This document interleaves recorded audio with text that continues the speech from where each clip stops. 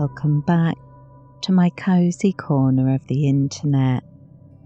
I'm Mayastar, and this is the Mayastar Podcast.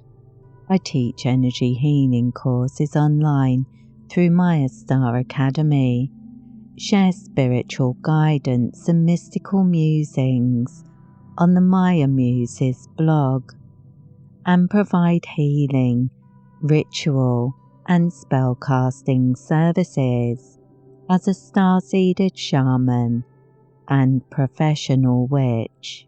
And today is episode 43 in the Mayastar Unscripted series.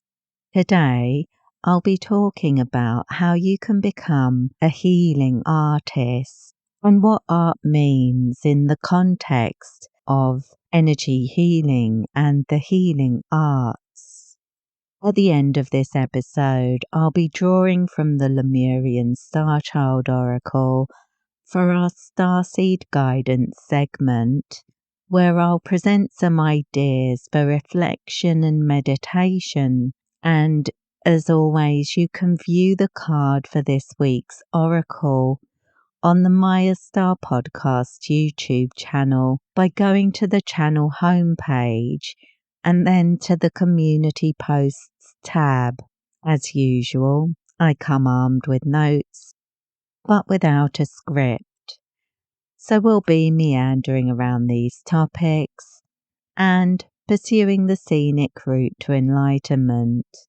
If this sounds interesting to you, stick around and while away some time with me as we explore these things together. Find out about the different ways you can work with me and discover my energy healing and spiritual development courses by visiting my website at mayastar.net. You can also join the Mayastar mailing list to stay up to date with the latest special offers and updates. So today's episode is really just answering one of the most common questions I receive from those that are new to energy healing and those that are new to my website, because I have a lot of different energy healing modalities available.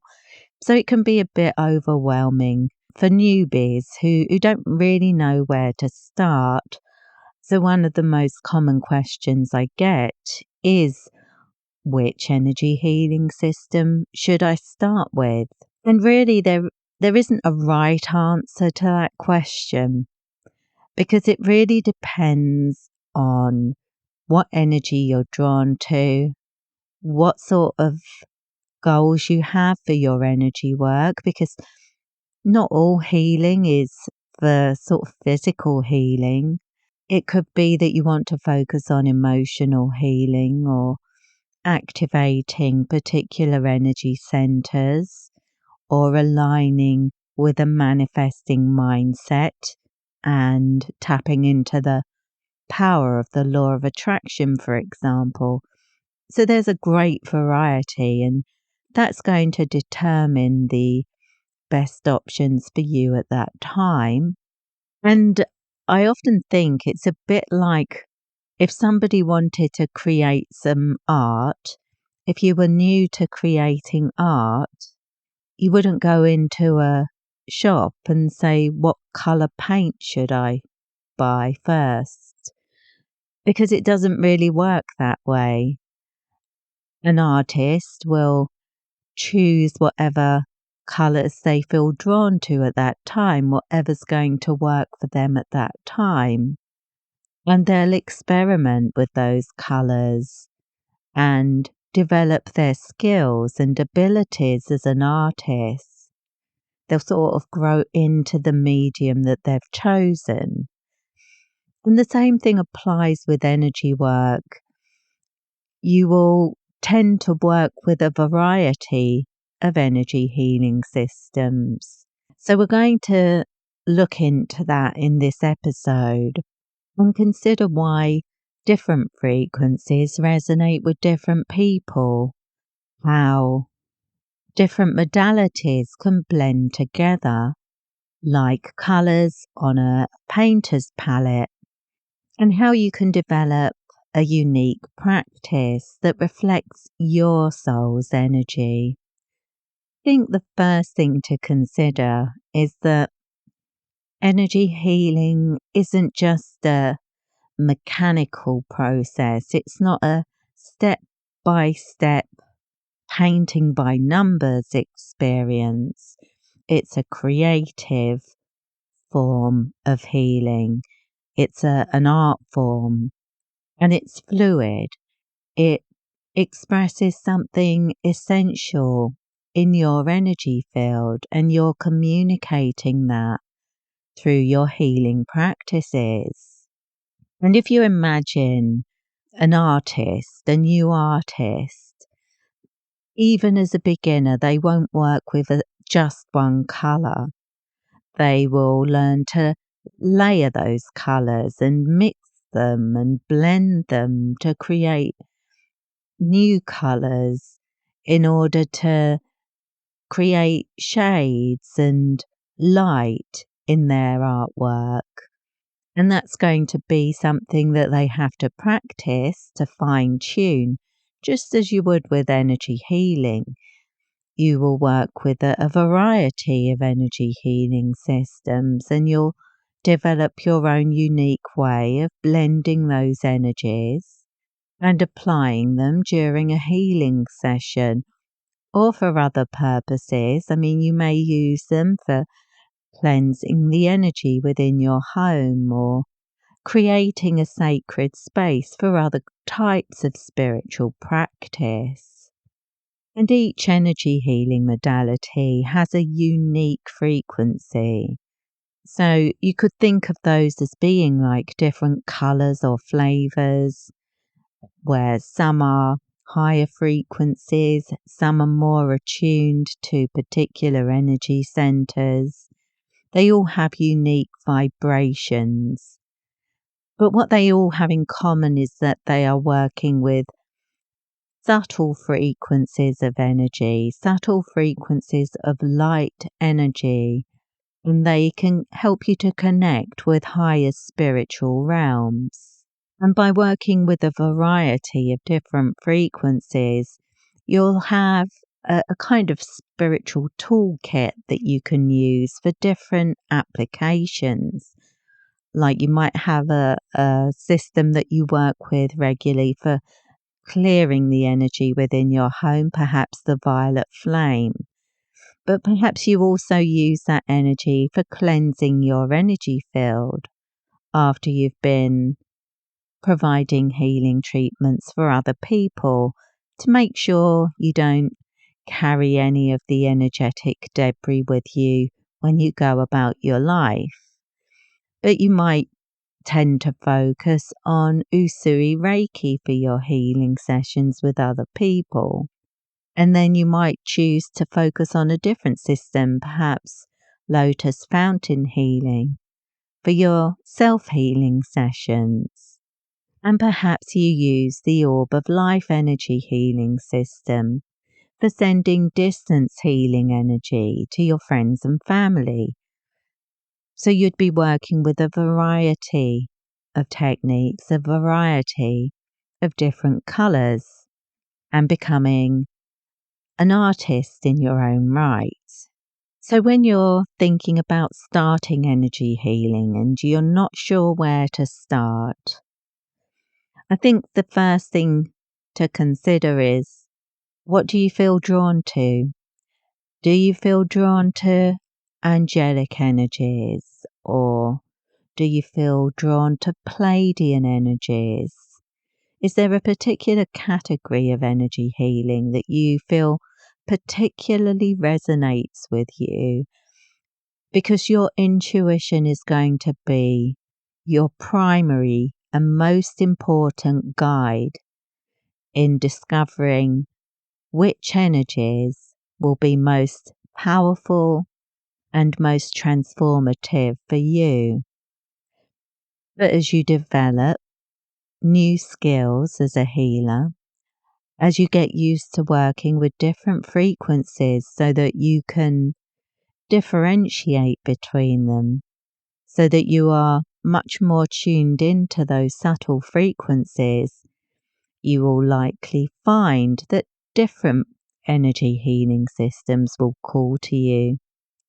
You'll feel that there's a space for a particular kind of energy that you would like to reach for when you're working with energy healing techniques. So I would like to suggest that that could be considered something like when you're listening to music.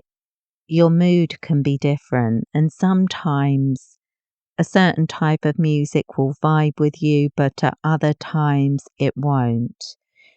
So, for example, if you're working out at the gym, you might like to listen to something that's very upbeat and high tempo, perhaps loud and with a lot of bass to really keep you feeling energized and motivated. But at other times, you're going to want to reach for something that's more calming and relaxing, helping you to wind down and helping you to tap into a peaceful mindset. And the same music isn't going to work for both applications. But it's not a case that you would say you don't like one of those types of music. It's just that each one has its own context and each one has its own place in your life. So the same would apply with energy healing. Some energy healing systems are very energizing, and you wouldn't want to be working with those when you're winding down for bed and that kind of thing. And others tend to be more calming, and those might be something that you wouldn't want to work with early in the morning when you're just about to start your day. So you'd experiment with these different frequencies and different energies to find out what works for you and your routine, what goes with the flow in your natural energy flow, because that's going to be unique for each person, and the only way to work it out is to experiment and go with your intuition and see where your practice takes you. And so while I was writing the notes for this episode, I was trying to think of different colours that I'd apply to different energy healing systems. And I started out with Usui Shiki Ryoho Reiki because Reiki is considered to be a full spectrum energy healing system that connects with pure white light. And white light carries the frequencies of all colours within it, which is why we tend to call it full spectrum healing energy. And you can work with a system like Usui Reiki for all kinds of applications because it's full spectrum. But because it's full spectrum, sometimes it can make you feel quite sleepy afterwards because it's a lot of energy to integrate during healing sessions. So it's a good all-rounder, and it also makes a good foundation course for energy healers because it has a very structured application method whereby you use symbols and hand positions that follow a sequence that has its own sort of flow to it. And when you get used to it, it can help you to structure a healing session for another person in a way that's really reassuring for them, because it's a pattern that repeats the hand positions, the movement of the energy. It's sort of like a regular routine, and it also means that you can more effectively time a healing session. But because it's so structured, even in the early stages of learning energy healing, Usui Reiki is very supportive before your intuition is really developed and before you're very sensitive to those energies and can sense what's needed and where it's needed, Usui Shiki Ryoho Reiki furnishes you with a template that you can use, and you can fall back on it at times when you're not feeling very tuned in. So it helps you to build your confidence as well. There's a lot of reasons why I think of Usui Reiki as being the best beginner's course if you've got no previous experience with energy work, because although some people find it difficult learning the symbols and find it a bit of a pain to learn the sequence of hand positions, once you've learnt those things, it creates a great structure that you can build upon with other energies. So if I was to give Usui Reiki a colour, I'd have to say it was white, and that it carries all of the spectrum of energies within it. It contains all frequencies within that pure white light. And the next energy healing modality is the violet flame attunement, which is obviously a violet colour. And this is a very high frequency energy, but a very specific frequency that taps into the power of alchemy and transmutation. It can be used to clear away negative energy and to transmute lower frequencies into higher ones. So it's great for clearing energy blocks. It's great for clearing your home or your energy field, or to create a sacred space by clearing away anything with low frequencies or any kind of energetic debris that can build up within your home.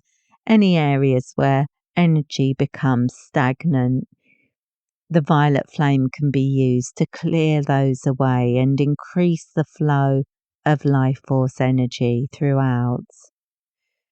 And it also combines well with Usui Reiki. I mean, you could use it at the beginning or the end of an Usui Reiki session, but you could also use the Usui Reiki hand positions while healing with the violet flame energy. So you can combine different techniques for application, and by learning multiple energy healing systems, you don't only have the benefit of those unique frequencies, but you have the benefit of those application methods that you can develop and combine so that you have your own style of energy healing over time. And then there's the Kuan Yin's compassionate heart healing. And sometimes you could consider this a dark colour, because the yin energetic current is usually coloured black. But because it's very centered around the heart chakra and healing on an emotional level, you could also see this one as a pink or green energy that corresponds with the heart chakra. And this would be a good energy for working through emotional wounds and grief, healing and balancing the heart chakra, especially if you're doing any kind of work on self-love and increasing your self-esteem. This would be a good energy to work with. So that's another unique frequency that you might perceive as a different colour that you can mix in and combine with other techniques to develop your own unique masterpiece of energy healing. Another option I'd recommend is the Unicorn Love and Light encoding. If I had to give this one a colour, it would definitely be some sort of pastel colours, perhaps a pale pink or mint green and gold. It's a very playful and light-hearted energy, and one that can be used for sending your good vibes to other people. If you ever have that feeling you just want to put some love and light out into the world, this is the energy to connect with. And as such, it makes a good way to end a healing session with a sort of upbeat and light-hearted note, bringing in some creativity and light-heartedness into the healing practice. And also it would be great for any kind of inner child work that you were doing, or if you wanted to develop your creativity, find inspiration, or explore your feelings. This would be a great way to connect, because it's a very playful energy. So it's very childlike, joyful, and happy. It's just a great, good vibe. It would be a good one to connect with early in the morning to give your day a great start and get you aligned with some positive energy, enhancing your mindset so that you align with those opportunities that are presented as the day evolves. And then we have the Avalonian Trilogy, which is the Avalonian Alignment Program, the Star of Avalon Ascension, and the Avalonian Spectral Activations. And these energies connect with the ancient Isle of Avalon. So to me, they have quite a deep green energy to them, or perhaps a deep blue, of a watery, earthy kind of vibe to these energies. And these work with a 9 chakra system, the 9 star centers of the Avalonian tradition, that connect you with the ancient wisdom of the Celts and help you to achieve alignment within your energy field, but using different ways, different techniques to connect with those frequencies. So you can work by visualizing the colors, using sacred symbols that act as keys to those unique frequencies for each energy center, and also with mantras that carry the vibration of different frequencies, allowing you to bring those into your healing practice. So why I've mentioned this one is because it teaches a variety of techniques. It helps you to develop your own unique way of working with energy. And those skills, those techniques can also be used with other energy frequencies as you become used to connecting with energy in these unique ways. And also, because there are the 9 different chakras in that system, you get to tune into 9 different frequencies of energy using 3 different techniques.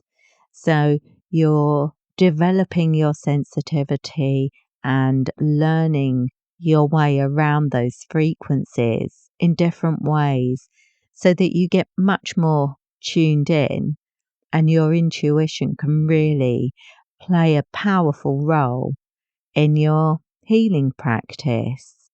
So these are just some ideas, and I've also written an article for the Maya Muses blog based on this episode, which will go into some more detail, and you can check that out by visiting blog.mayastar.net. All of the latest mystical musings are on the Maya Muses blog. And if you're interested to learn about any or all of the energy healing modalities I teach, including the ones I've mentioned today, You'll find information and options to purchase all of them on my website at mayastar.net.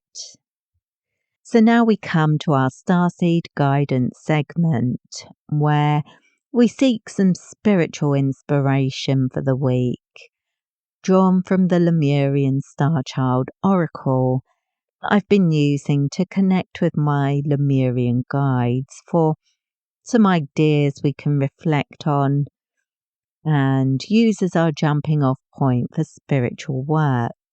I've taken to shuffling these normally, but then cutting that part out when I'm editing the audio because it makes some very strange noises on this microphone. It doesn't really sound like shuffling, but when I was trying to shuffle them under the desk, that's a bit awkward.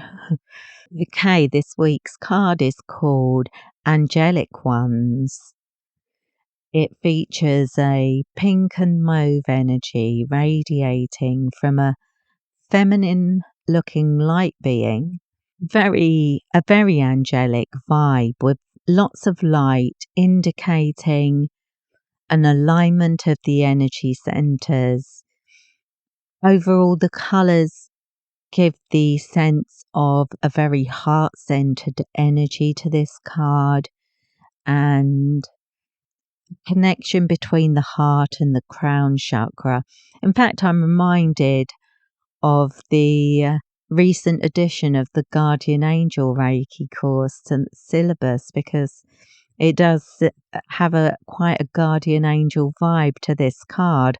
Let's have a look and see what the guidebook has to say. And don't forget to check out the card by visiting the Mayastar Podcast YouTube channel and going to the Community Posts tab.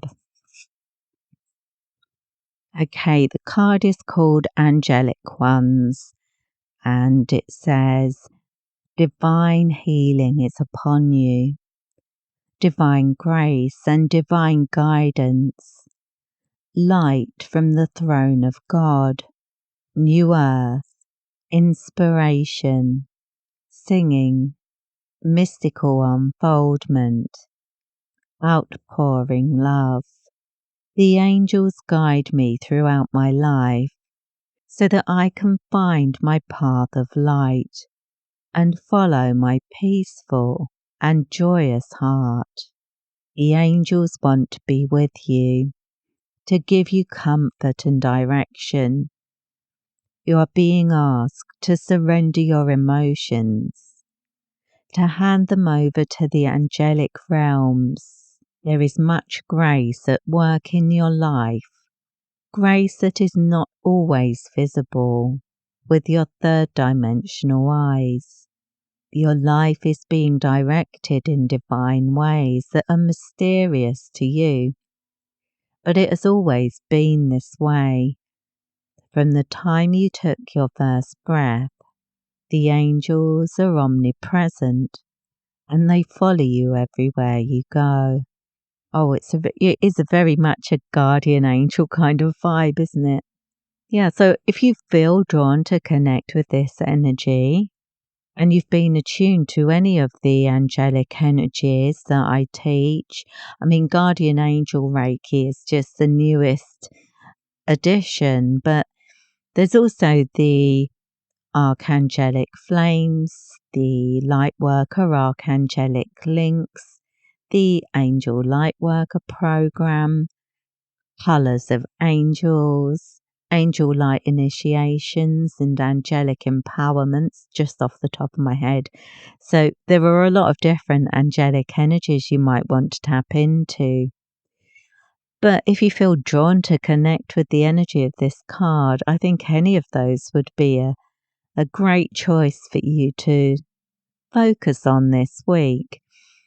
And there's an affirmation given in the book that you might want to reflect on or meditate on today. I am under the wings of angels. Isn't it beautiful? Such a soothing energy as well. And these cards are really magical. They really suit the energy of the Lemurian light beings that I work with. It really does resonate strongly with the Lemurian current. So do check out the card in the community post section on the Mayastar Podcast YouTube channel. And as always, from today's guidance, please take only what resonates with you and leave the rest behind. If you've enjoyed today's Unscripted, please do let me know in the comments. And if you're listening on one of the podcast apps, please do like or follow, subscribe, whatever you can do, and leave a 5-star review so that the algorithm can get some idea of what sort of audience they should be recommending my episodes to. It really helps to get the message out there. And that brings us to the end of today's Unscripted episode. I hope you found it interesting, and I hope you'll be leaving this episode suffused with good vibes and great ideas. You can hear more from me today by exploring previous Unscripted episodes. And remember that these episodes are pre-recorded and inspired by the comprehensive articles on my blog. So to learn more and read my latest top tips and recommendations, please visit the Maya Muses blog at blog.mayastar.net. I hope to see you back here again soon, and in the meantime, I wish you peace, prosperity, and progress in all you do. With blessings.